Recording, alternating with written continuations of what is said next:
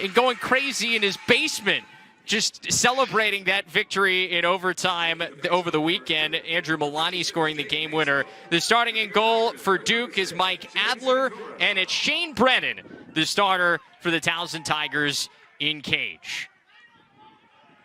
It was great talking to Coach Nadal over the week. At the face, they're going to look to keep some of that moment. That CAA championship game of 2018. Duke just getting it over the midline there before the 22nd violation. It's Nakai Montgomery, and he strikes first. The starting midfielder for the Blue Devils. Went in. Really nice job by Nakai Montgomery. Someone that Coach Janowski was keying on this week is just being really comfortable with the ball and the stick. As you see here, no hesitation right down the middle of the field and gets the Blue Devils. Of course, Brendan O'Neill, who gets his first start at attack of his young career. This is Owen Caputo. Trying to get the left hand free! Blue Devils off to a fast start. It's challenge these Towson short stick D middies to stop them one-on-one, or at least have a quick slide ready to go. In that case, slide not ready, Caputo's able to get a really high percentage spot on the field and puts it home. And we've already seen the midfield unit here for Duke. We talk so much about the attack with guys because both have very similar traits in terms of their ability to dodge. Here's Sowers on the quick restart, and he finds the back of the net. First touch for Sowers today, and it's 3-0 Duke. And I love it, seeing him getting his quickly. You see him able to just pick that ball up, beat his man, get his hands free. The ball's in the back of the net. Exactly the start. Your systems and your clears and everything, right? All these games are happening so quickly, and they've had limited practice time. They're still implementing things in the first couple games in the season. Swain gets it in the middle, and there's Milani, the hero from over the weekend. Last week, gets the first goal. Towson doing a good job now of looking on that inside. There's been a couple outside in feeds that have generated really high quality looks. And now this time, Towson able to get this in the back of the net themselves on the board. You see Swain take advantage of the short stick matchup. He matched up against Garrett Ledman, able to create his coming out party that year's season here for this Towson team. Back in 2019, now as a regular senior. He's not a fifth year. This is his senior season, so he does a year if he wants to come back. And that one finds the back of the net. Another one for the Blue Devils. It's 4-1. Ball, but Duke can let that deter them, bother them, still use it as a pick in a two-man game. Short stick D midi has to look and check where he is, and that leaves a wide open Duke teammate in front of the net. Tough to stop those. Yeah, Owen Caputo feeding Joey Manal this Duke program. So you go up in list. We came into this game, 18 different players had scored at least one goal in games, and there's two today for Nakai Montgomery. This dude is red hot to start. Alley and just beating him at high to low. Just a little stutter step there. I like this screen play to get that defenseman separation, and then Nakai Montgomery having a short stick defender slide to him. I'm going to take Nakai in that situation 10 out of 10 times. He gets by Garrettson. David, really solid take by Caputo. Just burned his guy. Yeah, and had his hands free, just got underneath there, and just showing you the ability to not only from up top, well, nice job there, but also from behind. Spinning and winning is James Caputo is a guy on the Duke end, confidence growing and growing, and Dado is somebody up for Towson that has been him come onto the stage. This season has started out really elite on a level and is continuing that here today. This is a pretty move as he spins by his man. Evans now up to 4 goals on the transfer out of just now that ball. So 5 seconds left. 7 seconds left. Blue Devils have one more last chance here. Down on the doorstep, Brendan O'Neill, he beats the buzzer. First goal of the game for the standout freshman. His 5th of the year, now 9 points. Not giving up on the play, keeping time on the clock. That's something that Towson is going to go back when they watch this film and really go over, right? Those are the mistakes that they can't give away and have that fail clear opportunity. Beating the buzzer for Duke. Yet on the violation, yet another face-off win for the Blue Devils. They have been dominant at the X so far today. O'Neill behind the back! Oh, one of the best of his college career so far. that a lot of other players just don't even think about, right? Just the ability to be able to catch that ball and as accurately just get that ball behind your back is really impressive, and you're starting to see that Sowers to O'Neal connection grow more and more. This is just absolutely sick. Sowers sends it in front to O'Neal. Jumping in the air, O'Neal's giving a fist pump. That kind of energy is contagious, and Duke is rolling right now. Here's Joe Robertson wrapping around, another one. Oh, Duke in this first half make it 8-2 Blue Devils. A pick your poison situation with just the dynamic ability of all these different players.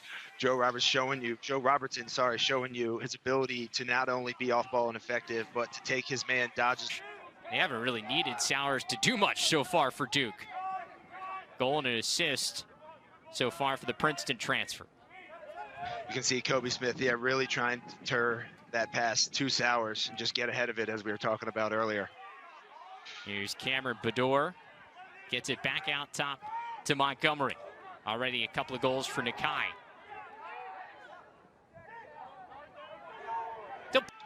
Yeah, really strong take from Joe Robertson there. If you look, when he catches this ball, he is out. Just that catch and split to his left hand gets him that advantage. He's ahead of that defender, and then shows his strength, his ability to handle that check, being right under his arm there, and then ultimately turn the corner and get that ball high to low in the back of the net. By the way, he's here to his dominating start. They just have had so many more chances offensively, and if you give this offense chances, they're going to make you pay. Lowry dodging through as he gets it back out top to Caputo. Caputo! His second of the day, 3 points for the junior. About Owen Caputo being comfortable with the ball in the stick, and he is absolutely right about that. We are seeing that on full display today. What I'm really impressed about is his ability to dodge from anywhere on the field. He's shown from both up top, from behind, and now putting his foot in the ground on a rollback, getting to the middle of the field with the left hand. Another high to low release there. Confidence just grows and grows. They start making even bigger plays. Once again, a zone look for the Tigers. Here's Lowry. Feeds in front. Caputo squeezes it there inside the pipe. A hat trick. Ball just to find that soft space within the defense, right? As you mentioned, Towson dips into his zone. So Caputo just gets behind the defender's head, find the soft spot. He has his hands free from about 6 yards. And he's going to be money from there. Yep, that's exactly where I was going there, Travis. It's really tough to give multiple chances here at a goal. They just have too many weapons. They're too dangerous. Sowers to Walsh, top to Robertson, stepping into one. Joe Robertson, a hat trick. This game, he was able to turn the corner with the ball of the stick. Now we see him being off ball and getting a shot from a little bit of range here, just going high to low and having that one in the back of the net. So really dynamic player, and we can see that's why he has a hat trick now. We saw Towson drop back into that zone in the latter. Have to think that the score being as it is gives the coaches an opportunity to roll out some different combinations of the midfielders, run out some different groups. Nakai Montgomery goes right in. One hat trick. Strong with the ball, stepping away and then coming back in underneath here to get in front of the net. You can see, too, Montgomery really comfortable dodging those poles. He took the freshman Kobe Bars to school, and then Kobe Smith came over and made him pay. Physical positions and see what works, because you just never know what kind of position you're going to be in the later stages of the season. Exactly, and that's, coming right from the conversation with Coach Janowski saying how early those scrimmages are usually, now they're games. There's another goal for Brennan O'Neal. Yeah, he's tough to stop, just getting to that left hand. Really quick jab move and using his size to just keep that defender stick away from him. Getting to the middle of the field, right down the middle of the street. High percentage shot. Well, you look at that versatility from not normally a guy that you want to let just step into a shot, but they got away with it for that one. However, they turned it right back over. An opportunity at the other end, flag down, and the goal counts for Michael Sowers, goal number 2 of the day. And more chances to keep peppering your goalie. Obviously, odd man situation here, getting back in on defense. Sowers just takes advantage. Is very opportunistic there, getting underneath. Draws a flag as well, being aggressive. He just made also up and right support of the team here. He really can control the defense. He's super vocal when he is in net. So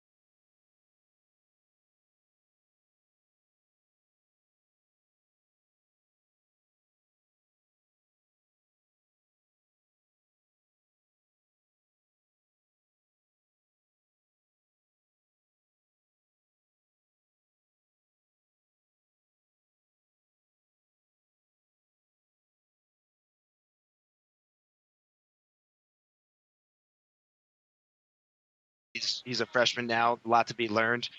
But I can only imagine sort of the trajectory that they're on now and the notoriety that's going to garner. Oh, that is pretty. Sowers setting up another goal. It's Cameron Muley.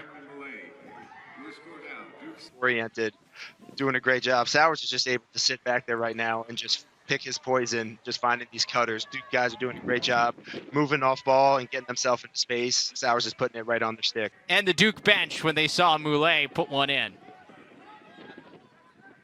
Sowers feeds Muley again. He's got a pair. And the excitement. Those are the type of moments that build the character of a team. No, you're absolutely right, Travis. And I think it's because everybody is so much more involved and everybody's rooting for each other, right? When you're not too concerned about who is scoring, as just opposed to getting behind guys and being setting a good screen or picking up a second assist that leads to a goal, because those are the little things that end up winning a team a national championship. As there's a goal for the Tigers, Jamison Gaskins, the freshman, with his first career score out of Edgewater. Using his strength in his body to come, high to low here to put this one away. Moving nicely off ball. I think the key there is continuing to move his feet, right? Went through those stick checks and able to keep that strength, put that ball away. Tigers. 32nd man up for Towson. 0 for 1 on the man up today.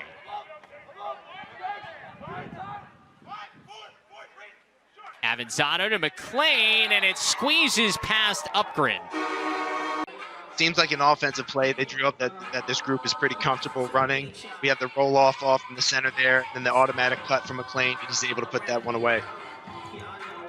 McLean had a hat trick in comfortable running. We have the roll-off from the center there, then the automatic cut from McLean, and he's able to put that one away. McLean had a hat trick in both the first two games this season against UVA and St. Joe's. That just right, dodging hard, using his strength, getting to the middle of the field, and just putting it in the back of the net. He and Michael Sowers have a strong connection this season moving forward. Yeah, and you mentioned it with the versatility that he shows. I mean, you see him be able to play off ball and catch and shoot. He can dodge to score.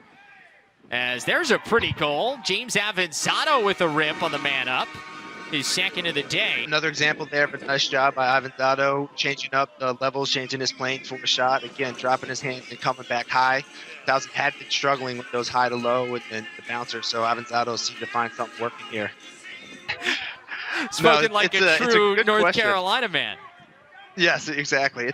It's a good question, though, and I think it's a tough answer, and it's going to be setting us up for a wild season of lacrosse here. Because as you said those teams are really, really dynamic and can score and defend in a lot of different ways. Obviously the ACC we always talk about, those schools you listed. there's some Big Ten schools that have a chance as well. So I think the team that handles the full season the best. Robertson, a rifle there for a goal. His third goal of the season, taking the feed from Jadon Carey.